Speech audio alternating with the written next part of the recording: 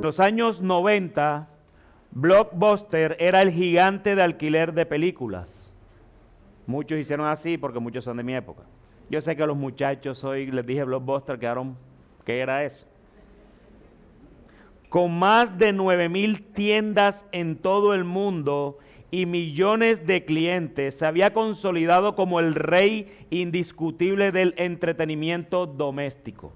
Su modelo de negocio se basaba en el alquiler físico de VHS, obviamente, luego DVD para los más jóvenes, y generaba gran parte de sus ingresos a través de tarifas por retrasos de la devolución de las películas. Es decir, te daban un plazo, tú ibas y alquilabas una película y te daban 2 días, por ejemplo. Si te demorabas 2 días y 1 hora tenías que pagar una multa. Y sus mayores ingresos de Blockbuster era precisamente ese rubro.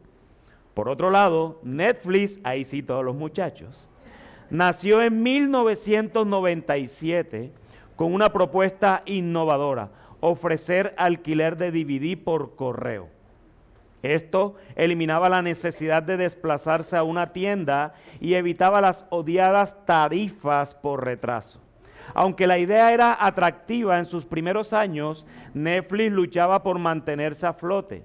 En el año 2000, Reed Hastings, su fundador, decidió acudir a Blockbuster con una oferta que cambiaría la historia.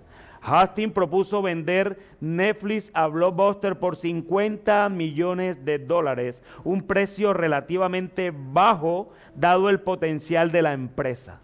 La oferta incluía la posibilidad de que Netflix manejaba la presencia en línea de Blockbuster, mientras la cadena de tiendas continuaba dominando el mercado físico. O sea que era una propuesta muy atractiva para Blockbuster. Sin embargo, los ejecutivos de esta entidad no solo rechazaron la oferta, sino que se burlaron de ella. En ese momento, Blockbuster ganaba miles de millones de dólares anuales y consideraba que el modelo de Netflix era poco rentable y una amenaza menor. Eran chichipatos para ellos. El rechazo de Blockbuster estuvo impulsado por una visión a corto plazo y su dependencia de un modelo de negocio obsoleto. Sus directivos no supieron prever que el auge de Internet y los cambios en los hábitos de consumo harían que los clientes prefirieran la comodidad de servicios digitales como Netflix. Además, Blockbuster subestimó la aversión de los clientes hacia las tarifas por retraso, que se convirtieron en una razón clave para migrar a los servicios alternativos. Ya no tengo que pagar una multa. De hecho, cuando tú alquilas una película en línea, si no te la ves, te la bloquean. Y ya, estoy hablando desde el punto de vista de los streaming que hay reales. No estoy hablando de páginas piratas, hermano, porque ojo con eso. Ojo con eso. En el 2004... Blockbuster trató de lanzar su propia plataforma de alquiler en línea para competir ahora con Netflix, pero ya era demasiado tarde. Netflix había perfeccionado su modelo, estaba ganando popularidad y comenzaba a invertir en streaming, una tecnología emergente que cambiaría la industria del entretenimiento para siempre. Mientras Netflix seguía innovando, Blockbuster enfrentaba problemas financieros. Para el año 2010, Netflix ya era líder en streaming y comenzó a producir contenido original. Por el otro lado, Blockbuster se declaró en bancarrota en el año 2010, incapaz de adaptarse a las nuevas demandas del mercado. Para el 2013, prácticamente todas las tiendas de Blockbuster habían cerrado, salvo una que aún funciona como atracción turística, y eso sí que es humillante, en Bend, Oregon. De hecho, yo me acuerdo que en Barranquilla había una tienda de esa. Nosotros los más ancianitos, ¿verdad? ¿Quién fue a Blockbuster? Alce la mano. Estaba en la 53, si no estoy mal, algo así, es cierto que sí. Y era bello ir allá. Eso era una atracción, era como entrar al cine de verdad. Lamento a ustedes jóvenes que no pudieron vivir esa experiencia tan cautivadora. Solamente una funciona como turismo. Por el contrario, Netflix se convirtió en una de las empresas más grandes del mundo, valorada en miles de millones de dólares y con una base de clientes global.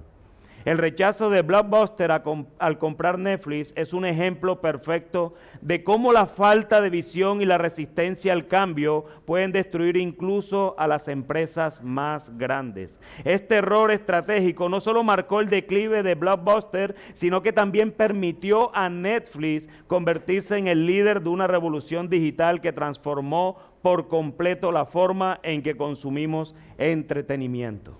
Este es un ejemplo claro de cómo un disparo al pie, título de este sermón, ilustra una situación. Blockbuster se disparó al pie por su falta de visión al futuro y se arraigaron a su idea original.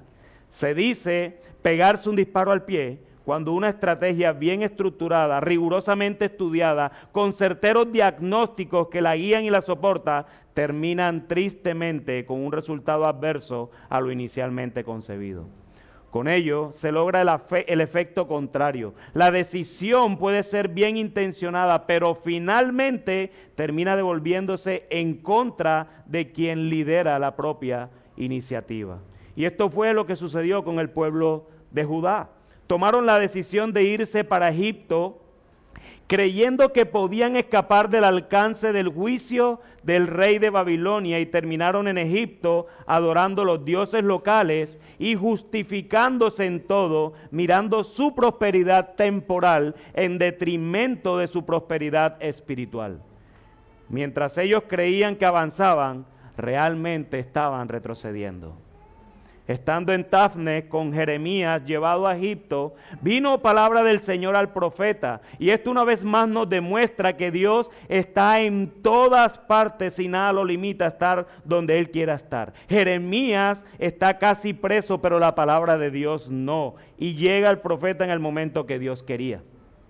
Esta vez hace una ilustración más, y es que tomará piedras grandes, y quien ha seguido todo esto de Jeremías durante los últimos 43 capítulos se han dado cuenta de cómo el Señor usa al profeta de unas maneras como extrañas. Tú te imaginas estos hombres y mujeres y niños, porque hombres, mujeres y niños estaban en Tafnes. Llegamos ahora sí a la patria celestial. Aquí nada nos va a pasar. Y de repente ven al profeta cogiendo unas piedras. Este man sí ahora sí que se puso loco. Y no solo toma las piedras, sino que las entierra, como haciendo como un fundamento, ¿verdad? Como un cimiento es la palabra exacta. Tú te imaginas al pueblo diciendo, ahora sí este man, hasta aquí llegó. Pobrecito, tanta locura que ha hablado durante todo este tiempo, ¿verdad? Tanta locura que nos ha dicho, ya por fin ahora sí está mostrando lo que él es, ahora sí está loco. Tomando piedra. ¿Quiénes son los que cogen piedra? Los locos. Está loco el hombre. ¿Te puedes imaginar esa situación? Pero el Señor usa cada una de esas cosas precisamente para humillar al pueblo.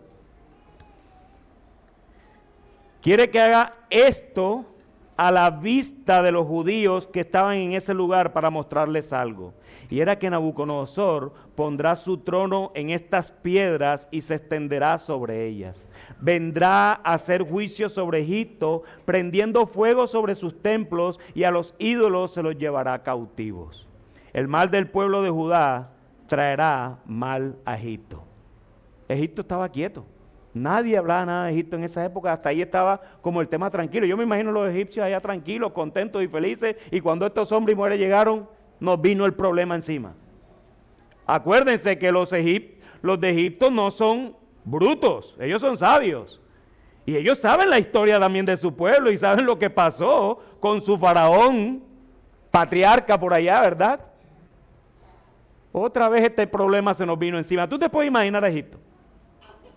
No veían eso como un bien tal vez, veían como un problema se les venía. El pueblo de Judá buscaba esconderse de Nabucodonosor, pero allá serían encontrados por él. Realmente ellos no se escondían del rey de Babilonia, estaban más bien despreciando a Dios y a su profeta. Así comenzó este mensaje en Egipto, y podemos mirar a la luz del relato que está en la Escritura cómo se dispararon al pie, su fuente y consecuencia de la misma. Por eso mi tesis para este sermón es: cuando no escuchamos la voz de Dios para santificación, evidentemente estamos escuchando las voces del mundo para destrucción. Escuchen, hermanos y amigos que estás aquí. Cuando no escuchamos la voz de Dios para santificación, evidentemente estás escuchando la voz del mundo para tu destrucción.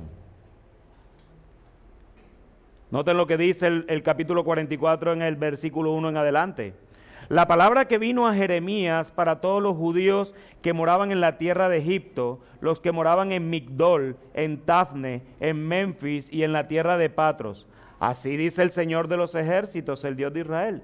Ustedes han visto toda la calamidad que he traído sobre Jerusalén y sobre todas las ciudades de Judá y que hoy están en ruinas y que en ellas no hay morador alguno. ¿A causa de qué? De la maldad que ellos cometieron para provocarme a ira, quemando constantemente sacrificios y sirviendo a otros dioses que no habían conocido ni ellos, ni ustedes, ni sus padres. Con todo, les envié a todos mis siervos los profetas repetidas veces, diciéndoles, no hagan ahora esta cosa abominable que yo aborrezco. Pero no escucharon ni prestaron atención para apartarse de su maldad, para dejar de quemar sacrificios a otros dioses. Por tanto, se derramó mi ira y mi furor, y ardió en las ciudades de Judá y en las calles de Jerusalén, que fueron convertidas en ruinas y en desolación, como lo están hoy.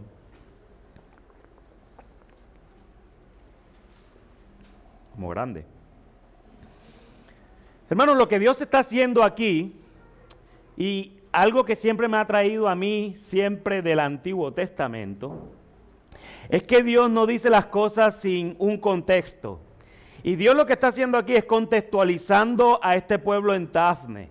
Es decir, Él le está diciendo, ustedes se están dando un disparo en el pie, pero ¿saben una cosa? No es primera vez que ustedes se están dando ese disparo en el pie. Miren lo que les estoy diciendo. Esto que estaba sucediendo no era nuevo para el pueblo de Judá. Ellos ya no solo habían sido testigos de lo que había pasado en Israel por causa del mismo pecado, sino que ya ellos, estos que estaban en Egipto, habían vivido la propia experiencia de lo que era una total desolación por causa de su propia rebeldía. Esto es lo que Dios les estaba recordando a través del profeta. Este disparo que ustedes están dando hoy no es nuevo. Ya lo han hecho anteriormente. Se están acabando los cartuchos. Es que ustedes no entienden, ya todo esto pasó, ustedes no están viviendo algo nuevo. Ustedes los que están en Tafne, no es que ahora sí es mi nuevo comienzo. No, ya no hay nada nuevo. Ya esto ha pasado durante toda la historia de la humanidad. Pero para ustedes recientemente, ya esto pasó con ustedes en Jerusalén y en Judá. No busquen lo que no se les ha perdido. Ya esto pasó. Recuérdenlo. Y esto no es nuevo para ustedes. La razón es la misma que vienen a hacer acá en Egipto. Por la maldad de ellos provocaron a ira al Señor por quemar sacrificios a dioses paganos, sirviéndoles sin conocerlos. La razón una y otra y otra y otra vez era adorar ídolos. Era adorar dioses que no eran el Dios, de ellos. Esa es la razón y esa ha sido la razón siempre, hermanos, siempre. Nosotros hoy, esa es la misma razón por la cual nosotros muchas veces Dios nos disciplina como hijos suyos. ¿Saben por qué? Porque quitamos la vista de Él, que Él es nuestro Dios, Él que nos ha adoptado en virtud de la obra de Cristo, y empezamos a mirar otros dioses más atractivos. Llámese como se quiera llamar, llámese esposo, esposa, llámese hijo, hija. Llámese primo, llámese familia, llámese trabajo, llámese finanzas. Empezamos a ver otros dioses mucho más atractivos que nuestro Dios. Dios es nuestro proveedor, decimos. Dios es nuestro sustentador. Dios es el que nos ayuda en todo. Pero cuando vamos a la práctica, pareciera que no confiaras en ese Dios que es tu ayudador, que es tu proveedor, sino que tú tratas de resolver como tu propio Dios. Bueno, hermanos, nosotros no estamos diferentes a este pueblo de Judá tan terco, que le han dicho no camines por ahí, camina por ahí, no vayas por ahí, eso es mentira tuya. Eso es lo que hacemos cuando leemos la Escritura, cuando leemos la palabra de Dios eterna, y miramos cosas tan claras para nuestras vidas, y nos vamos por otro lado y es lo que estamos diciendo, no, esto es mentira. Tú eres un mentiroso. Porque a veces no extrapolamos bien la idea de lo que estaba pasando aquí, porque Normalmente nosotros podemos pensar, bueno, qué pueblo tan, de verdad, tan terco, tan miserable. Yo no fuera así. Si la voz de Dios apareciera delante de mí, ¿tú crees que yo no voy a seguir a ese Dios? Bueno, aquí la tienes y no lo sigues. Aquí la tienes y no lo sigues. Es exactamente la misma y no lo sigues. No, pastor, pero ¿tú cómo vas a comparar ese libro con la voz de Dios? Sí, es que esta es la voz de Dios, esta es la palabra eterna de Dios. Y nosotros tenemos de este lado la eternidad, de este lado la temporalidad, algo eterno, precioso y como dicen muchos que yo digo, bello, bello. Es la palabra de Dios y no la seguimos. Entonces no nos creamos mejores que el pueblo de Judá. ¿Qué hombres tan tercos, qué mujeres tan tercas? Yo no soy así, si a mí Dios se me apareciera todos los días y me hablara, yo lo escuchara, bueno, es que aquí está, aquí lo tienes todos los días, disponible para ti, todo el día y todos los días. Así que no nos creamos mejor que el pueblo de Judá. Siempre es por lo mismo, por la maldad de ellos provocaron a ir al Señor por quemar sacrificios a dioses paganos sirviéndoles sin conocerlo. Entonces el problema de ellos era la idolatría en el pasado. Fue su disparo al pie en el pasado. Dios estaba haciéndoles un recorderis que la situación presente se debía a las decisiones y caminos que tomaron desde el pasado. Pero sin embargo Dios les sigue diciendo, noten lo que dice el versículo 7. Ahora pues, primero lo recuerda ya y ahora dice, ahora pues, así dice el Señor Dios de los ejércitos, el Dios de Israel. Noten esta pregunta tan hermosa. ¿Por qué ustedes se hacen un daño tan grande a sí mismos, cortando de entre ustedes a hombre y mujer, niño y lactante de en medio de Judá, sin que les quede remanente, provocándome a ira con la obra de sus manos, quemando sacrificio a otros dioses en la tierra de Egipto, a donde han entrado a residir, de modo que sean exterminados y vengan a ser maldición y oprobio entre todas las naciones de la tierra? Han olvidado las maldades de sus padres, las maldades de los reyes de Judá y las maldades de sus mujeres, las propias maldades de ustedes y las maldades de sus mujeres que cometieron en la tierra de Judá y en las calles de Jerusalén. Pero hasta hoy no se han humillado, ni han temido, ni han andado en mi ley y en mis estatutos que puse delante de ustedes y de sus padres. ¿Por qué se disparan en el pie de tal manera que se autoinfringen voluntariamente sin necesidad? Es lo que Dios les está diciendo. Se hacen daño ustedes y terminan haciéndole daño a otros. Se hacen daño al quemar sacrificios a otros dioses en Egipto. Se hacen daño porque me provocan a ira con sus acciones. Olvidaron la maldad de sus padres anteriormente y sus propias maldades y ni siquiera se han humillado hasta este momento. Mis hermanos y amigos, al ver la obstinación del pueblo de Judá, quiero que vean la obstinación que hay en ti también. Hacemos muchas cosas que terminan en daño para ti mismo y para otros. Cuando no escuchas la voz de Dios, el cual es verdad y única verdad, y prefieres escuchar las voces del mundo, lo cual no te hacen bien. Cuando te comprometes en algo que no cumples, te haces daño a ti mismo y a los demás.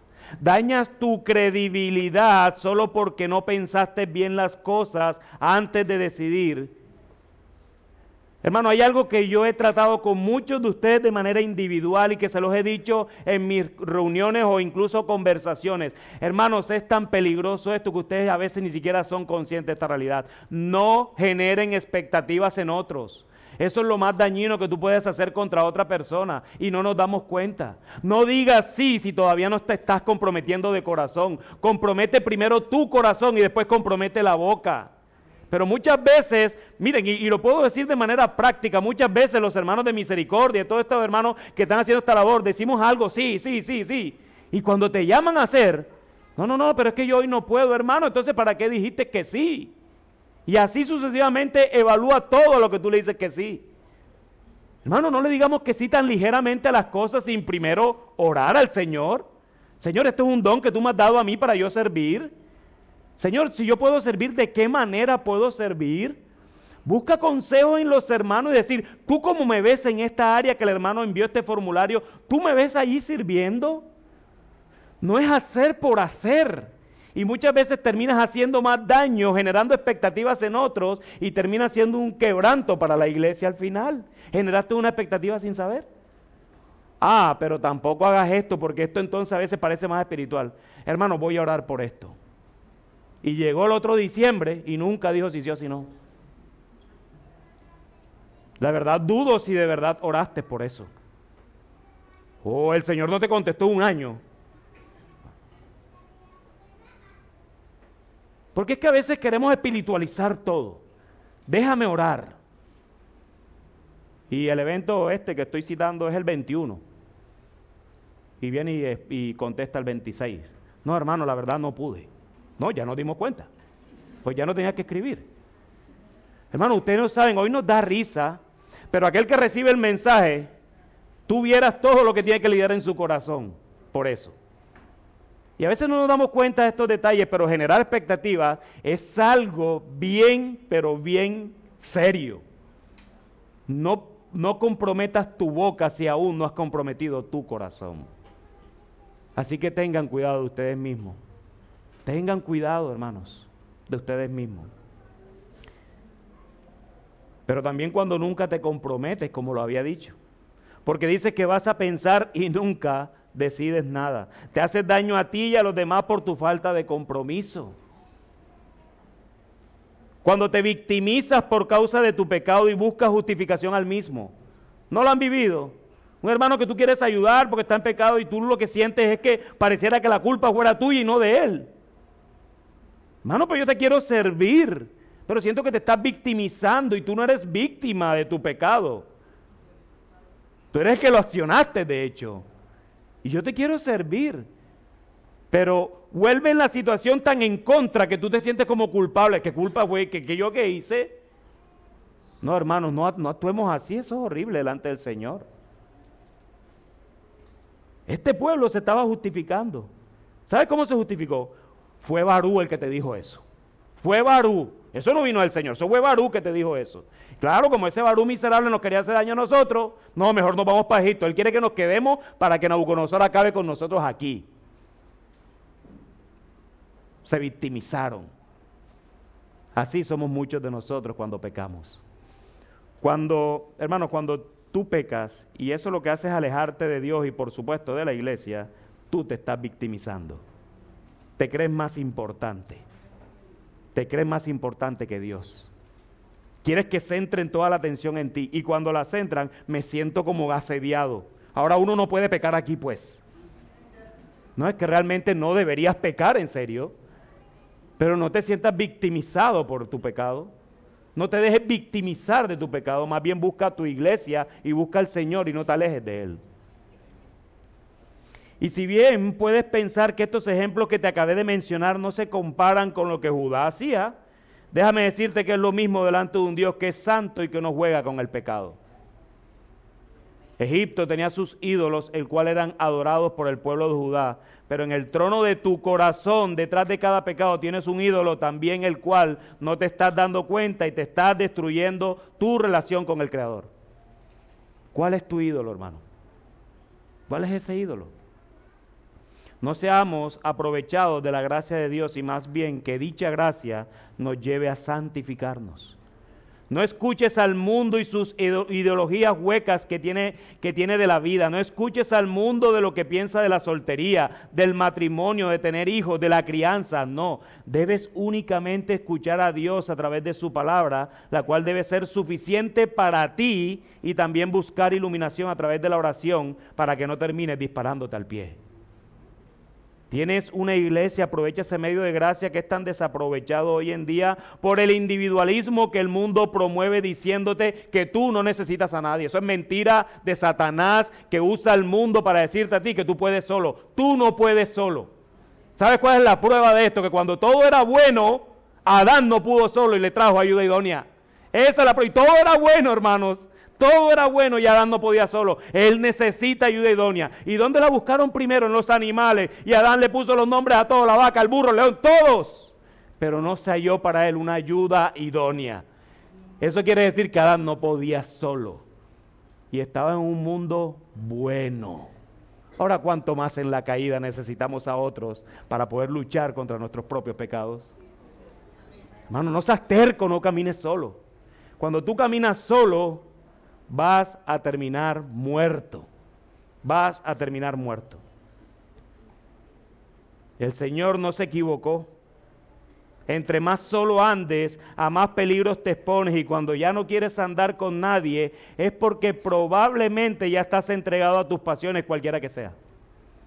Cuando estás comprometido con la iglesia, eso se nota de manera evidente por tus acciones hacia ella.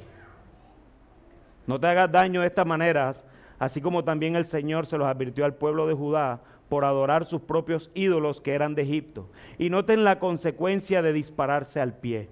Versículo 11 en adelante.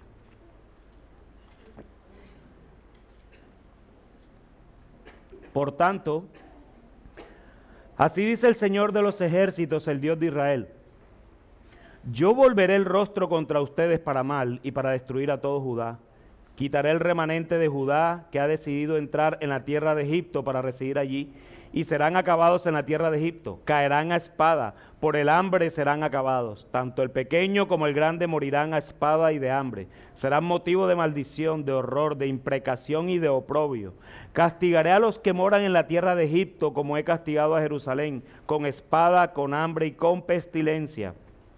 Así que no quedará quien escape ni quien sobreviva del remanente de Judá, que ha entrado en la tierra de Egipto para residir allí, para luego volver a la tierra de Judá, a la cual anhelan volver a fin de morar allí, porque ninguno volverá excepto unos pocos fugitivos.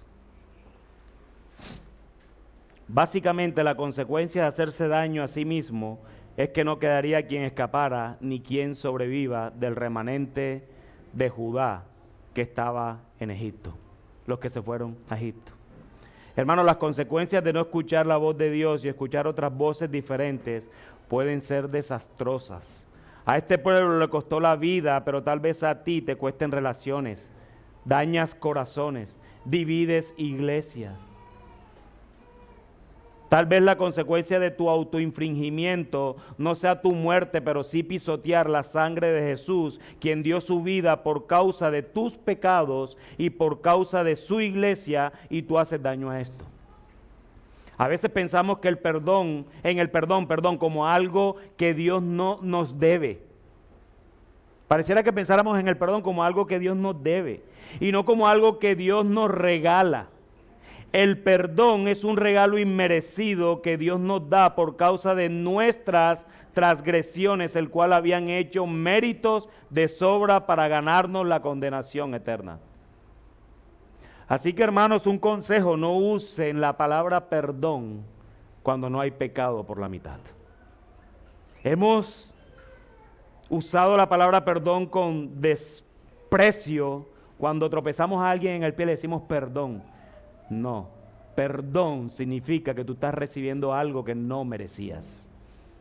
No merecías. Disculpa, te golpeé. Pero disculpa y perdón no es lo mismo. Perdón costó en la cruz. Disculpa, un uñero. Así que no seamos ligeros tampoco con los términos bíblicos. El perdón costó sangre. La disculpa, un dolor de cabeza. El perdón costó la vida del Hijo de Dios en la cruz. Pero usamos la palabra perdón. No, úsala cuando sabes que hay un pecado en la mitad. Porque necesitas pedir perdón o necesitas perdonar por causa de ese pecado. Porque hemos sido perdonados por Dios por causa de nuestros pecados. Podemos perdonar y pedir perdón por causa de nuestros pecados también. Tal vez la consecuencia de tu autoinfringimiento no sea una muerte, pero sí podemos pisotear la sangre de Jesús de esa manera. Y para que ese regalo inmerecido llegara a nosotros, alguien tuvo que pagar la deuda que teníamos con Dios, y eso lo vemos es en la obra salvífica de Jesucristo nada más. Piensa en la encarnación de Jesús, en esta época que las personas celebran de Navidad, en el acto inicial del perdón de tus pecados. Piensa en la encarnación de Jesús como ese acto inicial del perdón de tus pecados. Él se encarnó para venir a morir por nosotros, para perdonarnos y reconciliarnos con Dios. Esa encarnación, ese Dios hecho bebé, es el inicio visible por lo menos del perdón de Dios hacia nosotros.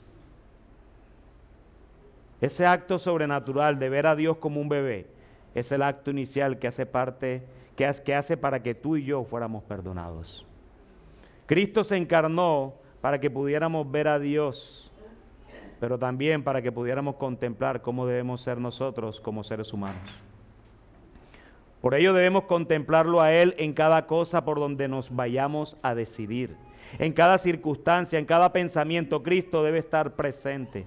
Y el pueblo de Judá estaba obstinado en su propio razonamiento a tal punto que no solo lo hacían lo que hacían, sino que deseaban seguir haciéndolo porque así les iba bien. Noten lo que sigue diciendo el versículo 15, y esto sí es aberrante. Entonces todos los hombres que sabían que sus mujeres quemaban sacrificios a otros dioses, junto con todas las mujeres que estaban presentes, una gran multitud y todo el pueblo que moraba en la tierra de Egipto, en Patros, respondieron a Jeremías. Miren lo que responde. En cuanto al mensaje que nos has hablado en el nombre del Señor, no vamos a escucharte. Dios es un Dios de paciencia, sino que ciertamente cumpliremos toda palabra que ha salido de nuestra boca. Y miren lo que ha salido de su boca. Quemaremos sacrificios a la reina del cielo, derramándole libaciones, como hacíamos nosotros, nuestros padres, nuestros reyes y nuestros príncipes en las ciudades de Judá y en las calles de Jerusalén. ¡Wow! Ya no tienen al Rey de Gloria en los cielos. Ahora tienen su propia reina del cielo. Y miren la razón por lo que lo hacen. Entonces teníamos bastante alimento, prosperábamos y no veíamos mal alguno. Pero desde que dejamos de quemar sacrificio, y ahí viene la justificación, a la reina del cielo, y de derramarle libaciones, carecemos de todo, y por la espada y por el hambre hemos sido acabados. Y las mujeres dijeron, cuando nosotras quemábamos sacrificios a la reina del cielo y le derramábamos libaciones, ¿acaso no sabían nuestros maridos que le hacíamos tortas con su imagen y les derramábamos libaciones? Hermano, lo que estamos viendo aquí es supremamente espantoso. Lo primero es como las mujeres tomaron el liderazgo de las familias porque los hombres lo dejaron hacer. Eso es lo primero que yo noto ahí. Las mujeres empezaron a liderar las familias. Ellos no solo sabían que sus mujeres hacían esto, sino que se lo consentían. No sé a ti, pero esto me llevó a Edén. Mientras lo leía y ver cómo el abandono del rol del hombre en la familia es un desastre para esta. Hombre que estás aquí, no abandones tu rol. Tú eres el líder de la familia. Tu conciencia gobierna en tu casa. Hermano, no abandones tu rol, porque en la medida que tú abandonas tu rol, vas a hacer desastres en tu casa. Muchas esposas viven cargadas con cosas que Dios no le pide hacer y por ello viven frustradas y no sacian sus propios deseos espirituales porque están ocupadas haciendo lo que Dios no les ha pedido hacer y están haciendo lo que el hombre debe hacer. Así que varón que estás aquí, hombre que estás aquí, matrimonio que estás aquí, si tu esposa está cargada es culpa tuya, nadie más. Pero en gran manera, esto es culpa de los esposos. Al abandonar el rol el esposo de manera natural y tentadora, la esposa querrá ocuparlo. Eso fue lo que pasó en Edén. En capítulos anteriores de Jeremías vimos cómo las familias enteras se encargaban de hacer esto. Hasta los niños estaban allí haciendo masas a los dioses. Los niños estaban involucrados en adorar dioses paganos porque sus padres eran lo que hacían. Hermanos, nuestros pecados pueden calar tan profundo que pueden destruirnos. Les ruego que procuren terminar la carrera bien y que prosigas hacia la meta. La obstinación de este pueblo habla de un corazón endurecido por su propio orgullo, por su propia soberbia, por su deseo de no escuchar a Dios y solo escuchar sus propios corazones.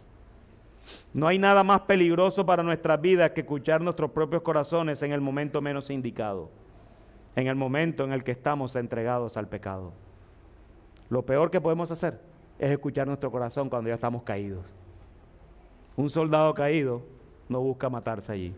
Un soldado caído lo que busca es que le ayuden, que lo saquen de ahí. Así que, hermanos, sé sensible a la voz de Dios y no escuches a tu propio corazón para que puedas vivir en paz, así las circunstancias no lo muestren de esa manera. Este pueblo solo quería cumplir la palabra que había salido de su propia boca y no quería hacer lo que había salido de la boca de Dios a través del profeta.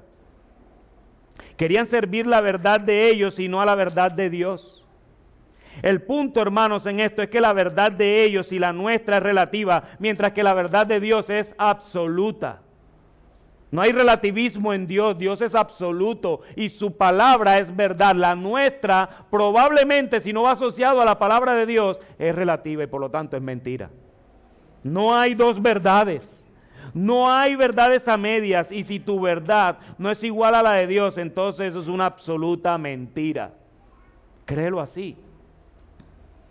Sí, pastor, la palabra de Dios dice esto, pero yo creo que me le puedo meter un poquito por acá. No.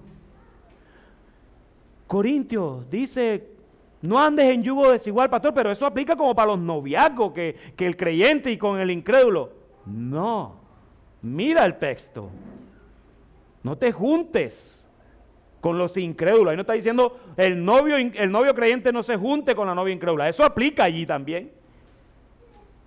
Pero es que no te juntes con incrédulos, no hagas pactos con incrédulos, porque cuando tengan que tomar una decisión, el incrédulo y tú van a dividir la casa por evidentes razones. Tú sigues a Dios, Él no lo sigue.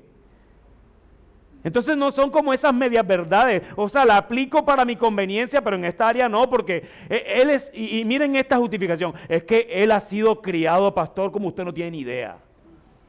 Él ha sido criado, es más, le digo una cosa y sale la frase que detesto, que ya la dije anteriormente, se porta mejor que un cristiano. Es más, pastor, ¿sabe que lo único que le falta es Dios?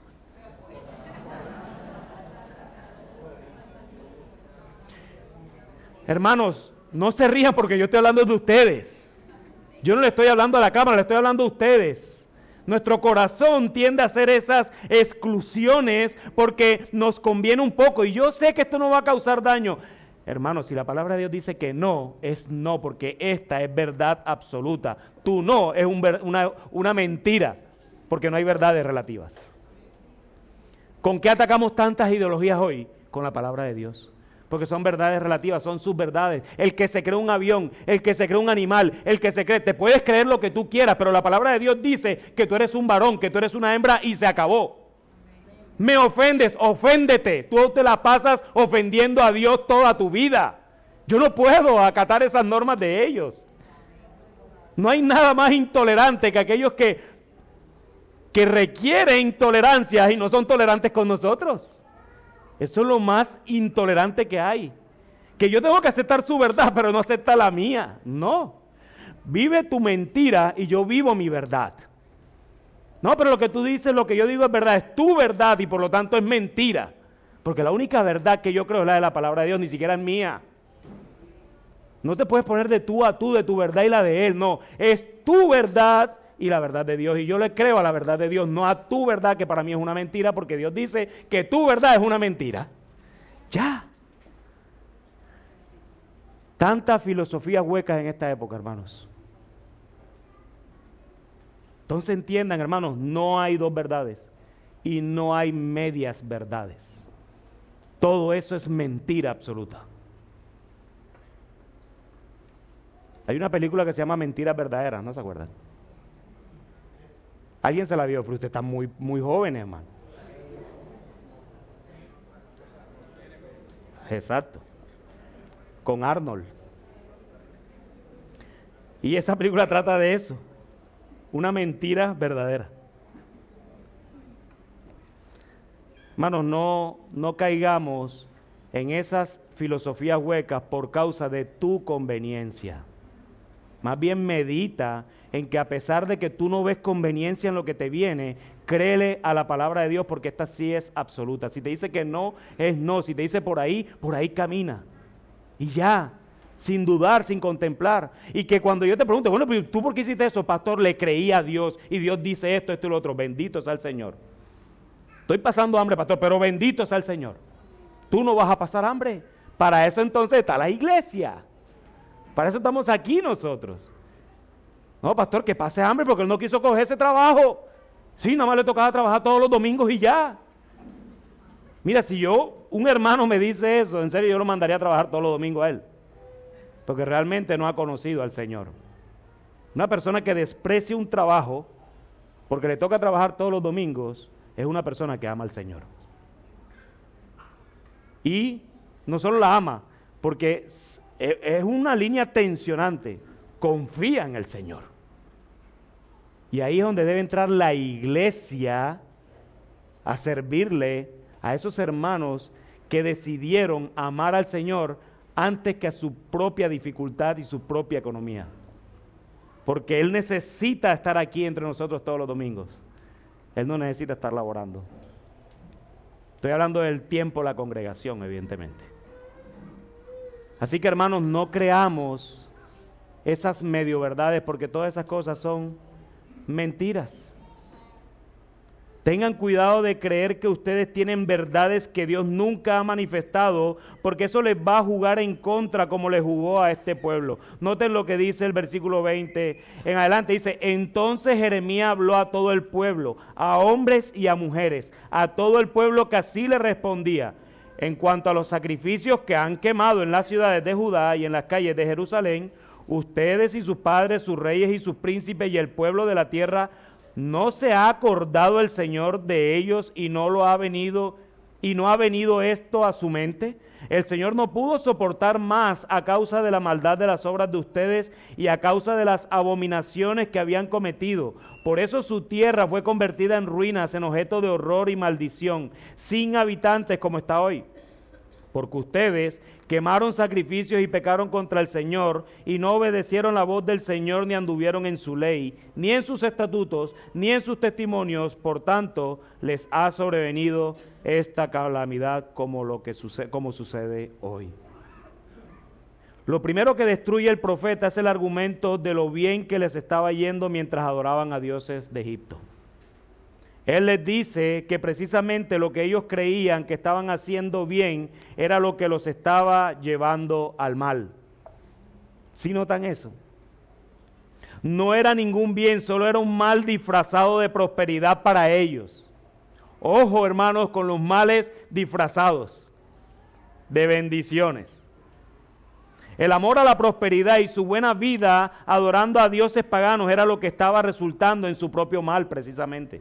Su prosperidad era su mal. Amado, si estás prosperando en tu vida, en cualquier área financiera, tus estudios, tus relaciones, tus matrimonios, pero si estás haciendo cosas que sabes que al Señor le desagrada para prosperar, entonces estás acumulando un mal para ti. Tarde que temprano el Señor va a descubrir eso en ti. Si estás haciendo cosas ilegales para obtener recursos, si estás robando de cualquier modo y esto te ha hecho prosperar financieramente, ya estás entregado a tu pecado y más temprano que tarde esto te va a hacer mal, hermano. Si como estudiante, aquí que hay muchos estudiantes de bachillerato, de primaria, de universidad, si como estudiante estás ganando los años o los semestres o las materias, siendo deshonesto, comprando trabajo, haciendo copias en los exámenes y así obtienes tus buenas calificaciones, créeme que esto te traerá mal algún día a ti también. Si tienes relaciones, hermanos, aquí, si tienes relaciones personales que van en contra de lo que Dios dice cómo deben ser, entonces escucha, vas a terminar mal. Vas a terminar mal.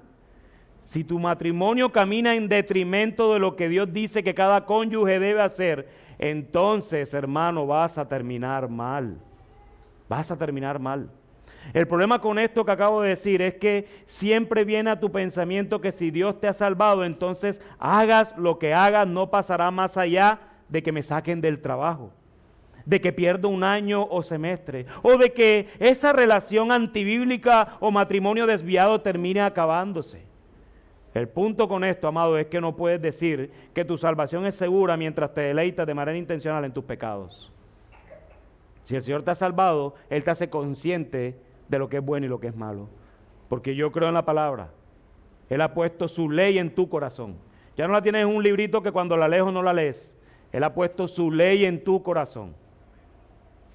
Somos pecadores que pecamos a causa de nuestra naturaleza pecaminosa, pero somos hombres y mujeres transformados por el poder del Espíritu Santo que cuando pecan se arrepienten y no se deleitan. Son dos cosas diferentes, hermanos. Así que el pueblo de Dios no se deleita en el pecado, el pueblo de Dios se arrepiente cada vez que peca y procura santificarse en el poder del Espíritu Santo para ser más como Cristo. Así que un cristiano no debe decir, no avanzo, no, más bien mira cuál es el ídolo en el corazón que no quieres matar y córtalo de allí antes que la misma disciplina del Señor venga sobre ti y te aseguro que será más doloroso. Los cristianos no somos débiles ante el pecado, somos radicales. Lo matamos para que el pecado no nos mate a nosotros, hermanos. Tenemos que matarlo. Hay un reformador que dice esa frase, mata tu pecado porque si no, tu pecado te matará a ti. Mata tu pecado. Cuando nosotros vamos al Sermón del Monte, Jesús le dice, córtate la mano, sácate el ojo. Él no te está diciendo que seas el amputado de la iglesia, él lo que está diciendo es que seas radical con tu pecado. Si te hace caer, huye de ahí. La Biblia dice que de las tentaciones huyamos. Es increíble que tenemos el poder del Espíritu Santo para resistir a Satanás. Pero con tu carne, huye de esas tentaciones porque vas a caer, hermano. No te las tires que tú eres el Robin Hood de las tentaciones. Tú no lo eres. Huye de esas cosas. Porque cuando no huyes, ¿ya para qué? Terminaste ahí. Y que no pase lo que le pasó al pueblo de Judá. Miren lo que dice el versículo 24. Entonces Jeremías dijo a todo el pueblo y a todas las mujeres, oigan la palabra del Señor, todo Judá, los que están en la tierra de Egipto. Así dice el Señor de los ejércitos, el Dios de Israel. Ustedes y sus mujeres han hablado con su boca y lo han realizado con sus manos, diciendo, ciertamente cumpliremos los votos que hemos hecho de quemar sacrificios a la reina del cielo y de derramarle libaciones. Vayan a cumplir sus votos, pongan por obra sus votos. Es increíble cómo el ser humano está adiestrado para cumplir los votos del mal. Pero nos bautizamos algún día, ¿verdad? Todos los que son creyentes que se han bautizado, bajamos a las aguas, damos nuestro testimonio de vida.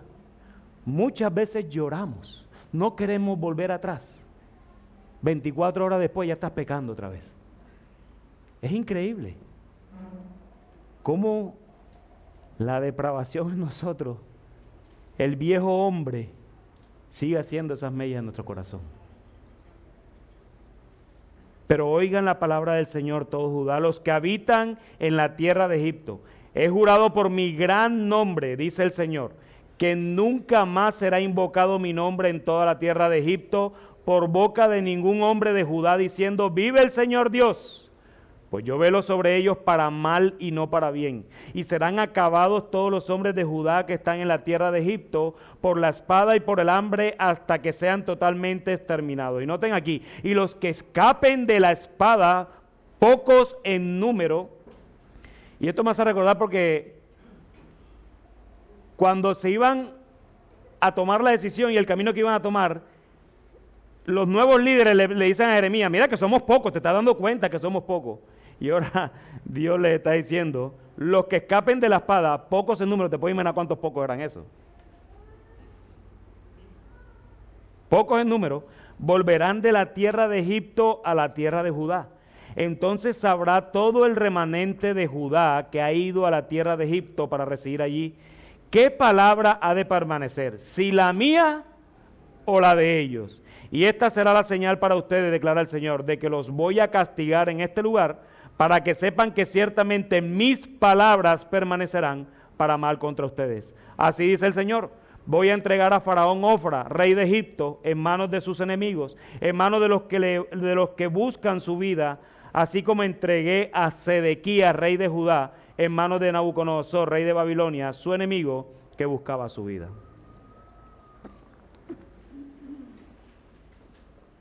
El resultado fatal de darle la espalda a Dios, ¿saben cuál es? Es que Dios te dé su espalda. Dios es pacientemente misericordioso, y prueba de ello es ver cómo el pueblo de Israel, generación tras generación, ha dado la espalda a Dios, y aún así Dios sigue esperando por su pueblo. Pero cuando la paciencia se agota, a pesar de ser eterna, ya no hay nada más que hacer. Solo habrá un pequeño grupo que podrá irse deportado a Babilonia, pero esto pasa no es porque lo merezcan, sino porque Dios es fiel a su propia promesa, y esa promesa aún estaba por venir. Israel ha sido terco, obstinado, se disparó al pie muchas veces, pero Dios ha estado allí pacientemente, perdonando sus pecados, curando sus heridas y salvándolo de sus propias iniquidades. La razón para que ese remanente vuelva a Judá es para que sean testigos de que al final la voz que permanece es la del Señor sobre la de cualquiera que quiera interponerse delante de Él. Dios es todopoderoso y su voz, su palabra permanecerá para siempre, pero también para proteger la promesa que Él mismo había hecho desde el inicio de los tiempos. Cuando el tiempo se cumplió, se encarnó Dios en la segunda persona de la Trinidad, Jesucristo. Él, siendo rico, se hizo pobre, siendo rey se hizo siervo, siendo Dios se hizo hombre. Pero Jesús, hermanos, Jesús no se disparó al pie, no. Él vino dispuesto a morir por causa de pecadores como todos los que estamos en este lugar. Él no se disparó al pie, hermanos, Él fue traspasado, Él fue crucificado, Él fue objeto de la ira de Dios para que tú y yo pudiéramos ser objetos de la misericordia de Dios. Así como la voz de Dios vino a Jeremías para hablar al pueblo, de la misma manera la segunda persona de la Trinidad vino a nosotros para morir por nosotros y llevarnos con Él algún día para siempre. Así que, hermano, escucha bien, no estés disparándote al pie. No te metas en problemas y retrases más tu crecimiento en Cristo. No te estanques. Nuestro gran problema ya fue solucionado.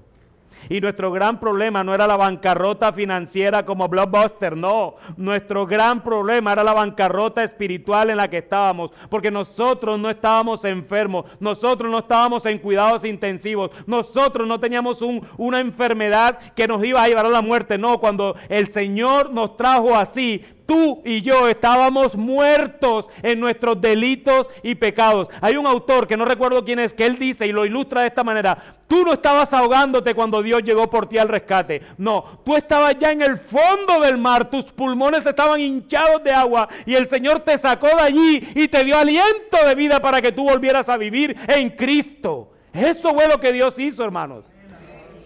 Tú no era que yo merezco un pedacito de Dios, no. Tú no eras bueno, tú eras malo, todos aquí éramos malos, sin excepción, y el Señor nos ha salvado. Y Él, como hemos visto en la serie de Misericordia, tú no lo merecías. No había nada atractivo en ti que el Señor dijera: wow, voy a salvar a este hermano, a esta persona, porque este sí merece ser hijo mío, qué bien portado es, cómo paga los servicios públicos, wow, qué moral, cómo trata a la gente. No, tú estabas muerto igual que todos. Y de manera milagrosa, de manera que pertenece a los misterios de Dios, Él te ha salvado a ti y a mí, para que ahora andemos en Él, no en ti y en mí. Ahora andamos en Él, andamos en Cristo. Porque Cristo, hermano, no se disparó al pie. Él fue traspasado en una cruz, soportando la ira de Dios por ti y por mí. Y tú, amigo que estás aquí, amigo, no te sigas disparando al pie. Te estás haciendo daño y hoy te hago un llamado para que sueltes esa arma que tanto daño te está haciendo y puedas voltear tu mirada hacia Cristo. Amigo, el Señor decidió darle la espalda a este pueblo porque se la pasaron despreciándolo, así que lo mismo puede pasar contigo. Ciertamente tú y yo sabemos que algún día vas a morir. El punto no es ese, sino dónde pasarás tu eternidad. Porque tu muerte es el comienzo de tu eternidad. Pero lo que te debe llamar la atención es que si tu eternidad es sin Cristo, entonces no vas a poder voltear esa situación jamás.